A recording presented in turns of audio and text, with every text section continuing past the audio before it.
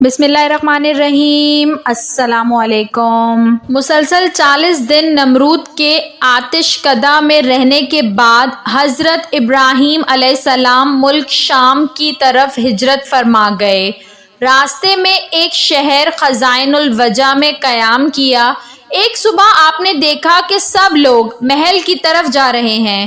پوچھنے پر پتہ چلا کہ یہاں کی شہزادی نہایت خوبصورت ہے اور 7 ملکوں کے شہزادے اس کے لیے رشتہ لے کر آ رہے ہیں۔ جس کو وہ پسند کرے گی اسی سے شادی ہوگی۔ روایت ہے کہ شہزادی کے حسن کی شہرت بے انتہا تھی۔ حضرت ابراہیم علیہ السلام بھی اللہ کے حکم سے محل تشریف لے گئے۔ جب شہزادی نقاب اوڑھے اپنے باپ کے ساتھ جلوہ افروز ہوئی تو اس کو اتنے زیادہ رش میں ایک شخص کی پیشانی چمکتی نظر آئی۔ شہزادی نے فیصلہ سنا دیا کہ میں اس سے شادی کروں گی۔ وہ شخص حضرت ابراہیم علیہ السلام تھے۔ ان کے ماتھے پر نور محمدی صلی اللہ علیہ وآلہ وسلم تھا۔ بادشاہ کے بہت منع کرنے کے باوجود بھی حضرت سارہ کا نکاح حضرت ابراہیم علیہ السلام سے ہو گیا۔ بادشاہ اس لیے منع کرتا رہا کہ یہ مسافر ہے اور اس کے پاس دولت بھی نہیں۔ خیر شادی کے بعد بادشاہ نے بے انتہا جانور دھن دولت اپنی بیٹی کو دے کر روانہ کیا اور پھر حضرت ابراہیم علیہ السلام نے اپنی بیوی حضرت سارہ علیہ السلام کو لے کر مصر کی طرف ہجرت کی۔ مصر میں اس وقت قبطیوں کی حکومت تھی اور یاد رہے کہ قبطیوں کے ہر بادشاہ کو فرعون کے لقب سے پکارا جاتا تھا۔ کچھ لوگ سمجھتے ہیں کہ فرعون خاص اس بادشاہ کا نام تھا جو حضرت موسیٰ کے زمانے میں تھا، جبکہ فرعون کسی بھی بادشاہ کا نام تاریخ میں نہیں رہا۔ فرعون ایک لقب ہے جو کہ قبطیوں کے تمام بادشاہوں کے لیے بولا جاتا تھا۔ اس وقت عمرو بن امرۃ القیس وہاں کا فرعون بادشاہ تھا۔ راستے میں کچھ لوگوں نے کہا کہ اے حضرت ابراہیم علیہ السلام، مصر کے بادشاہ بہت ظالم ہے اور وہ عورتوں کی خواہش بہت رکھتا ہے اور بالخصوص نئی نویلی دلہنوں کا زیادہ شوقین ہے اور بہت جلد اس کی طرف مائل ہو جاتا ہے۔ اس کے راستے پر 10 آدمی متعین رہتے ہیں۔ جو کوئی مال و اسباب مصر لے جاتا ہے تو اس کو پکڑ کر اس سے اس مال کا محصول لیتا ہے، اور اگر کوئی سوداگر عورت کو ساتھ لے جاتا ہے تو وہ اس عورت کو اس سے چھین لیتا ہے۔ یہ سن کر حضرت ابراہیم علیہ السلام بے حد پریشان ہوئے، کیونکہ وہ جانتے تھے کہ میری بیوی سارہ جیسا حسن پورے جہان میں اس وقت نہیں ہے، لیکن خیر یہ ہجرت اللہ کے حکم سے تھی۔ دوسری طرف فرعون مصر کو پہلے ہی اطلاع مل چکی تھی کہ ایک آدمی انتہائی خوبصورت لڑکی کے ساتھ مصر کی طرف رواں دواں ہے۔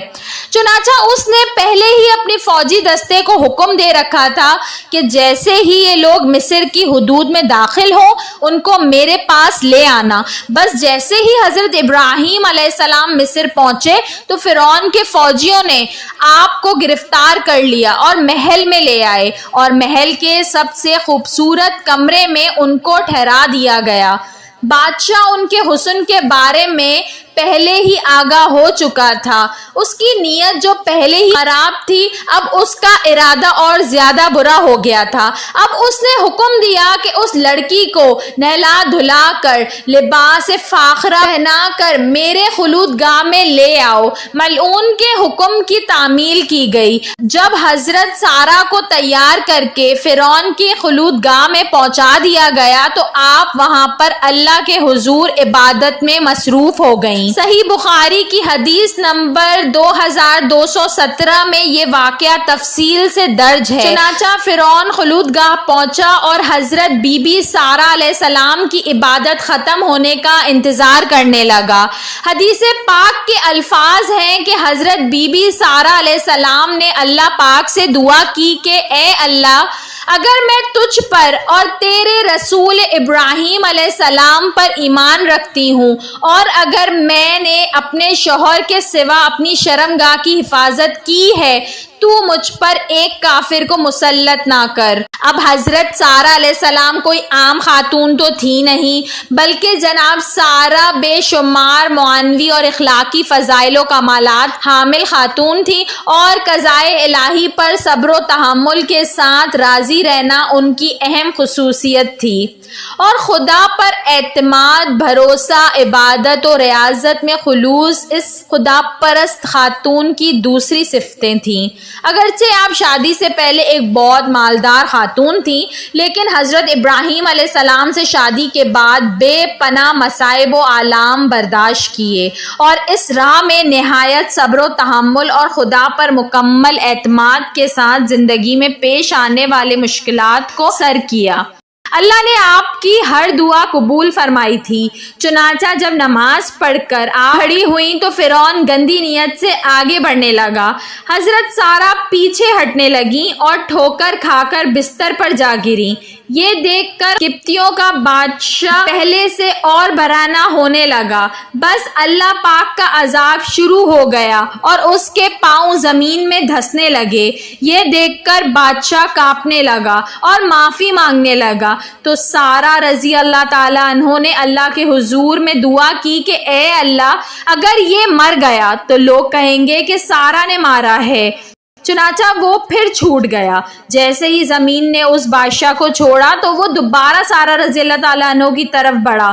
سارہ رضی اللہ تعالیٰ عنہ نے پھر سے دعا کی کہ اے اللہ، اگر میں تجھ پر اور تیرے رسول پر ایمان رکھتی ہوں اور اپنے شوہر ابراہیم علیہ السلام کے سوا اور ہر موقع پر میں نے اپنی شرمگاہ کی حفاظت کی ہے، تو مجھ پر اس کافر کو مسلط نہ کر۔